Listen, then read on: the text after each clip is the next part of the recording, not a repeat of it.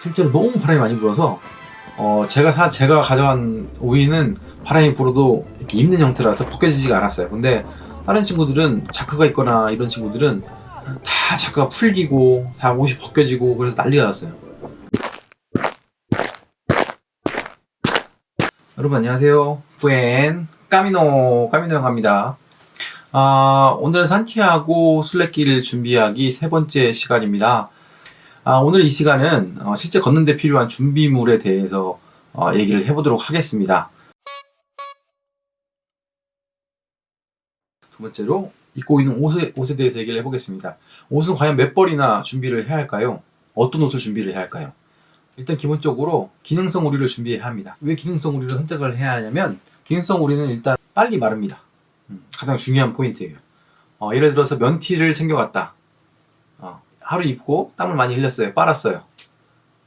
걸어놔도 안 말라요. 하지만 기능성 우리 같은 경우에는 잘 마른 편이에요. 그래서 기능성 우리를 꼭 챙겨가셔야 합니다. 이제 기능성 우리를 챙겨야 하는데 과연 몇 벌을 갖고 가야 할 것인가?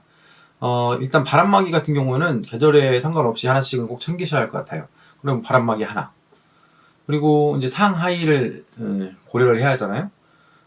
그런데 대부분 우리는 옷 한 4벌씩 갖고 가야지.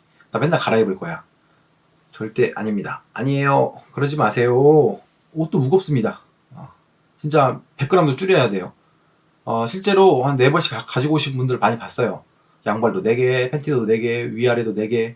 그런데 첫날 다 버립니다. 다 버려요. 그리고 둘째 날은 또 버립니다. 첫날은 4개 중에 하나를 버리죠. 둘째 날 걷잖아요. 또 하나를 버립니다. 결국 2벌로 다 다닙니다. 저는 2.5벌? 3벌 정도 들고 다녔거든요. 모든 것을. 근데 거의 2벌 많이 입어요. 2벌만. 그러니까 하나는 잘 때 입고 하나는 걸을 때 계속 입습니다. 근데 걸을 때 입었던 옷을 빨려면 이 옷을 빨고 잠옷을 입고 다음날 갑니다. 그리고 빨아놓은 옷을 다시 잠옷으로 입고 계속 반복해서 입으면 됩니다. 그래서 제가 추천드리는 거는 상의는 약 3벌, 티 3벌, 그 다음에 바람막이 하나, 그 다음에 하의는 2개 정도 챙기면 될 것 같습니다. 그리고 양발은 3켤레. 그리고 양발은 뒤에서 이제 물집 방지 얘기를 할 건데, 그때 양발은 다시 좀 얘기를 하도록 하겠습니다. 그래서 양발은 3개에서 4개, 아니면 6개. 좀 짝수로 챙기시는 게 좋을 것 같아요. 속옷도 기능성으로 준비를 해서 잘 마를 수 있는 속옷을 준비하면 좋겠습니다. 그리고 모자는 고민할 수 가져갈까 말까 생각하다 보면 고민할 수도 있는 건데요. 근데 그거는 안 가봐서 고민을 하게 된 겁니다. 가본 사람으로서 모자는 꼭 반드시 준비를 해야 합니다. 스페인의 태양이 달라요. 우리나라랑. 그래서 따가워요. 좀 아플 정도로. 그래서 실제로 모자를 안 쓰고 간 친구가 이게 좀 많이 그을리기도 하고 화상을 입기도 했어요. 그래서 좀 심각할 정도로 이마에 이렇게 자국이 남아가지고 우리가 충전 중이다고 태양열 충전 중이라고 이렇게 놀리기도 할 정도로 아무튼 모자는 꼭 쓰셔야 합니다. 챙겨야 합니다. 그래서 챙이 좀 있는 모자를 쓰셔서 좀 햇빛을 피할 수 있게끔 준비를 하시고요. 그러면 다시 한번 정리해 보겠습니다. 양발 3개, 속옷 3개, 상하이 3개씩 챙기시고요. 2개나 3개. 그 다음에 바람막이 하나, 그 다음에 모자 하나 이렇게 챙기는데요. 봄, 가을부터는 경량 패딩을 꼭 챙기셔야 돼요. 좀 이렇게 작은 패딩 있잖아요. 그걸 좀 챙기시고 가시면 될 것 같습니다. 그리고 우리가 기준을 세워놨잖아요. 모자라면 현지에서 구입한다. 현지에서 구입할 때 많습니다. 싸고 좋은 제품 많으니까요.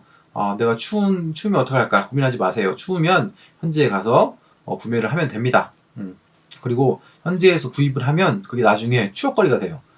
집에 와서 이거 거기서 샀는데 하면서 추억을 곱씹어 볼 수도 있고 오히려 그게 기념품적인 걸로 될 수 있으니까 마음 편하게 먹고 준비하라는 대로 준비하시면 될 것 같습니다. 타이트하게 준비를 해서 현지에서 모자라면 구입할 수 있도록 하시면 되겠습니다. 그리고 그 이외에 착용할 수 있는 것들로 반팔에 같이 입을 수 있는 팔토시 있잖아요. 봄, 여름, 가을에 가신다면 반팔 안에 쓸 수 있는 팔토시나 얼굴을 가릴 수 있는 버프 있잖아요. 마스크 이렇게 내거모 같은 버프로 챙겨가는 것도 좋고요. 버프 같은 경우에는 얼굴을 가린 용도로 쓸 수도 있겠지만 간절기 때는 기온 차이가 많이 있기 때문에 목의 온도를 좀 보온하는 것도 보온의 역할을 할 수도 있기 때문에 준비하시는 게 좀 좋을 것 같습니다. 그리고 저는 장갑을 자주 꼈어요. 거의 장갑을 계속 끼고 다녔거든요. 다른 여행을 할 때도 항상 장갑은 끼고 다니는 편입니다. 그래서 손을 타는 것도 보호하기도 하고 좀 자연 환경에 노출되잖아요. 그래서 손이 안 다치게끔. 손 다치면 손이 조금만 다쳐도 좀 씻을 때도 좀 스트레스 받고 그러기 때문에 좀 손을 좀 보호하는 차원에서 장갑은 꼭 끼고 다녔습니다. 그래서 저는 가을이 한창 진행된 10월, 11월이었기 때문에 아침은 쌀쌀했어요. 그래서 아침에는 꼭 그 장갑이 좀 필요한 편이었어요. 그래서 오히려 장갑을 안 챙겨간 친구들은 사기도 하고 그랬어요. 그렇기 때문에 얇은 장갑, 그 등산용 장갑 있잖아요. 그거 하나씩 준비해 가셔서 그냥 평소에도 끼고 다니시고 그러시면 좋을 것 같습니다. 방한할 수도 있고 타는 것도 예방할 수 있으니까요. 그리고 반드시 챙겨야 할 게 바로 우위입니다. 우위. 판초 우위 챙기셔야죠. 이렇게 몸만 입는 거 말고 배낭까지 같이 가려주는 판초 우위 스타일의 우위를 꼭 챙기셔야 하는데요. 한국에서 준비해 가시면 대부분 좀 많이 좀 실망하시더라고요. 그 쿠팡이나 뭐 이런 곳에서 파는 판초 우위가 그렇게 성능이 썩 좋지가 않더라고요. 그래서 그 유럽에 가시면 그 현지에 도착하셔서 그 데카트론이라는 그 매장이 있습니다. 스포츠 의류, 아웃도어 의류 매장인데요. 이제 그 뒤에 팁에서 설명을 드릴 거예요. 근데 그 매장에서 가시면 판초이가 팝니다. 그렇게 비싸지도 않거든요. 그 판초이가 여러 종류가 있어요. 어떤 거는 똑딱이식으로 되어 있는 것도 있고요. 어떤 거는 자크 형식이 되어 있고 그런데 제가 추천드리는 거는 이 팔까지 다 오는 제품이어야 하고 그 다음에 어디 옆에를 자크로 한다거나 그런 게 아니라 그냥 입는 형태의 판초이 스타일이 있어요. 팔이 없거나 자크가 있거나 똑딱이로 된 제품들은 바람이 불면 무용지물이에요. 비바람이 치면. 실제로 너무 바람이 많이 불어서 제가 가져간 우위는 바람이 불어도 이렇게 입는 형태라서 벗겨지지가 않았어요. 근데 다른 친구들은 자크가 있거나 이런 친구들은 다 자크가 풀리고 다 옷이 벗겨지고 그래서 난리가 났어요. 그리고 비가 많이 오니까 한국에서 사간 제품들은 좀 비가 많이 투습됐어요. 근데 그 제 거 제품은 벗겨지지도 않고 비도 잘 막아주고 아무튼 바람도 막아주고 아무튼 좋은 제품이었습니다. 그러니까 제가 한번 그 여기 링크를 걸 수 있으면 링크를 한번 걸어 놓겠습니다. 자, 이제 세 번째로 신발을 알아보겠습니다. 가장 중요하다고 생각을 하시겠죠? 맞습니다. 가장 중요합니다. 온전히 발로 800km를 걸어가는 거기 때문에요. 신발의 선택이 무엇보다 중요한데요. 실제로 걷는 사람들은 다양한 신발들을 신고 옵니다. 그래서 실제로 운동화를 신고 오시는 분도 있고 조깅화도 신고 오시는 분도 있고 등산화도 많이 신고요. 그리고 뭐 심지어 캔버스를 신고 오신 분도 있었어요. 그리고 심지어 샌들을 신고 걸어가시는 분도 있고요. 그래서 자기 발에 맞게 다양한 신발을 신고 오는데 뭐 신발의 선택 역시도 자기 발에 맞게 선택을 하시면 되는데 나는 어떤 거 신을지 잘 모르겠어 라고 생각이 드시면 바닥이 딱딱한 등산화를 사는 게 좋습니다. 푹신한 건 단시간 걷기는 좋은데요. 장시간 걷기 위해서는 바닥이 딱딱한 거를 골라야 합니다. 등산화나 트레킹화를 선택해서 가시면 좋은데요. 신발이 무거우면 또 힘듭니다. 목이 높은 신발을 많이 신고 오기도 하시거든요. 근데 솔직히 목이 높은 거는 추천은 드리지 않습니다.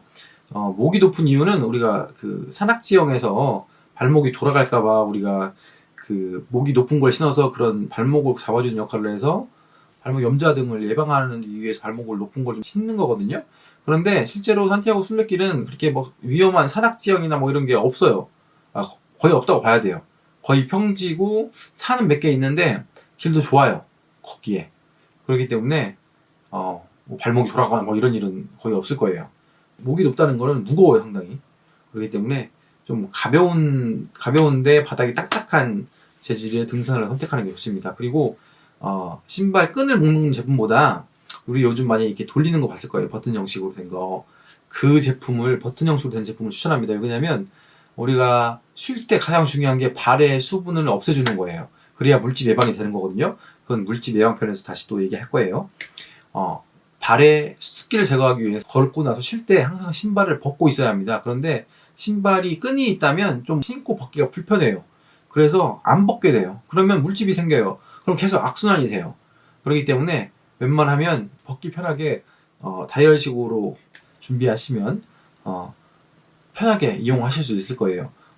저는 다이얼식으로 준비를 해갔거든요. 상당히 편했습니다. 그리고 뭐 다이얼이 고장나지는 않을까? 고장나지 않았어요. 한 번도. 그리고 실제로 고장나는 거 못 봤어요, 저도. 그렇기 때문에 다이얼 형식으로 준비해 가시는 게 좋습니다. 아예 발이 편안하고, 그 다음에 목이 낮고, 그 다음에 돌려서 잠그는 조이는 형태의 등산화나 트레킹화를 선택을 하시면 됩니다. 중요한 건 일단 그거를 샀으면 나의 발에 길들이는 시간이 분명히 있어야 합니다. 최소 100km 정도, 못해도 50km 정도는 내가 좀 걸어야 합니다. 그거 신고. 그러니까 산 다음에는 회사가 신발 등산화를 못 신게 하지 않는 이상은 좀 신으시면서 왔다 갔다 출퇴근을 하신다거나, 아니면 어디 꼭 동네 뭐 마트를 간다거나 그럴 때 또 등산화를 신어서 길들여야 돼요. 그러지 않으면 그냥 바로 그냥 새 거 사서 가시면 100% 고생합니다. 고생할 수밖에 없어요. 근데 시간이 없다고 하시면 뭐 어쩔 수 없는데, 웬만하면 좀 미리, 그러니까 산티아고 순례길을 가야겠다라는 생각이 드시면 가장 먼저 해야 할 일이 신발을 사서 빨리 길들이는 일입니다. 그러니까 신발이 집에 있으면 그걸 신고 하시면 되겠지만, 내가 새로 살 상황이라면 반드시 준비해야 할 때 가장 먼저 준비해야 할 준비물이 바로 신발입니다. 그렇기 때문에 편안한 신발을 구입한 다음에 나한테 길들여야 한다고 그거 잊지 마시고 가장 빨리 준비를 하셔야 합니다. 마지막으로 스틱입니다. 스틱을 준비해야 할까요, 말아야 할까요? 고민이 되시겠죠? 그런데 스틱은 반드시 있어야 하는 겁니다. 그러니까 이거는 이 고민은 내가 안 가봐서 고민하는 거예요. 헤어드라이기를 가져가야 할지 말아야 할지, 여기를 안 와봐서 여기서는 머리를 말려야 할지 안 말려야 할지 내가 모르겠다, 이건 아니잖아요. 머리 말리는 일은 유럽에서도 내가 머리를 안 말릴 수도 있는 것이고 한국에서도 안 말릴 수도 있는 것이잖아요. 근데 스틱은 내가 그곳을 안 가봤으니까 모르는 거예요. 나의 머리를 말리는 일은 그곳에 어디 위치가 중요하지 않아요. 이 머리를 말리는 일이 유럽에 가서 꼭 말려야 하는 거고 한국에서는 꼭 말려야 하는 거고 말리지 않으면 안 되는 거고 뭐 이런 거 아니잖아요. 어떤 상황과 상관없이 나의 머리는 선택할 수 있는 거잖아요. 말리느냐 말리지 않느냐는. 근데 스틱 같은 경우는 상황에 맞게 써야 하는 겁니다. 그렇기 때문에 순례길에서는 반드시 필요한 물건 중에 하나입니다. 그래서 스틱은 반드시 준비해 가세요. 스틱은 기본적으로 스틱이 무슨 역할을 하는데, 스틱은 짐 역할을 좀 하중을 분산시켜 주는 거예요. 그래서 어떤 관절에, 무릎 관절이나 발목 관절에 좀 실리는 무게를 분산시켜 줄 수가 있어요. 그렇기 때문에 반드시 들고 가셔야 합니다. 그래서 왜냐면 800km 계속 걷는 거예요. 온전히 내 몸이 이 짐과 나의 몸무게를 받아들이기가 힘들 거예요. 그러면 나는 도와줘야 돼요. 그래서 스틱으로 좀 나눠서 분산시켜서 그나마 덜 아프게, 좀 편안하게 걸을 수 있을 것입니다. 그러면 스틱을 하나만 준비해야 할까요? 두 개를 준비해야 할까요? 하나로도 충분히 걸을 수 있긴 한데요. 웬만하면 두 개를 준비하시는 걸 추천드립니다. 스틱이란 게 무게 분산을 시키는 건데요. 양쪽으로 같이 있어야 이 분산 효과가 극대화됩니다. 그렇기 때문에 웬만하시면 스틱을 두 개 준비하시는 걸 추천해 드려요. 그리고 스틱 할 때 가장 중요한 부분은 가격은 상관없어요. 절대 비싸다고 더 무게를 분산시켜 주는 거 아니에요. 적정한 가격대, 제가 추천드리는 거는 두 개에 3만원에서 5만원대의 제품을 선택하시는 걸 추천드립니다. 근데 스틱 선택할 때 가장 중요한 건요, 가격이 아니라 무게도 비슷합니다. 다 가격이 비슷하면 무게도 비슷해요. 그것도 중요하지 않아요. 지금 보시면 이 스틱에 이 끈이 있거든요. 손잡이 끈. 이 손잡이 끈이 얇은 게 있고 이렇게 넓적한 게 있어요. 지금 보이시는 건 넓은 편이에요. 그런데 핸드폰 선처럼 이 정도의 얇은 줄로 되는 게 있거든요. 이 달려있는 끈이 얇은 게 있고 이렇게 넓은 게 있습니다. 이게 넓은 편이거든요. 반드시 이 끈은 넓은 걸 선택하셔야 돼요. 얇은 거 사시면 안 됩니다. 왜냐면 이 끈이 하는 역할이 이렇게 손을 넣어서 스틱을 잡아주고 우리가 써요. 이렇게 이런 형식으로 손에다가 감아서 스틱을 줍니다. 그런데 이 끈이 얇으면 여기가 아파요. 이 끈이 얇은 끈이 이 손등에 가 있으면 이 피부가 아픕니다. 눌려가지고 이게 힘을 받거든요. 그렇기 때문에 아프니까 반드시 이 끈은 이 폭이 넓은 거를 선택하셔야 합니다. 반드시 스틱을 선택할 때는 이 폭이 넓은 걸 사야겠구나, 라는 걸 염두에 두셔야 합니다. 3만원에서 한 5만원대 사이의 제품 중에 손을 끼는 끈이 넓은 거를 제품을 스틱을 사야 합니다. 자, 이렇게 산티아고 순례길에 소요되는 외적으로 보이는 준비물에 대해서 알아보았습니다. 이번 시간도 어떻게 도움이 되셨는지 모르겠습니다. 자, 오늘 이 시간은 그럼 여기서 끝. 자, 부엔 까미노 영화였습니다. 여러분 안녕. 보조 배터리는 또 우주선 배터리를 추천하는 이유가 있습니다. 특히 중국 항공사를 이용하시는 분들 잘 주의 깊게 들으셔야 합니다.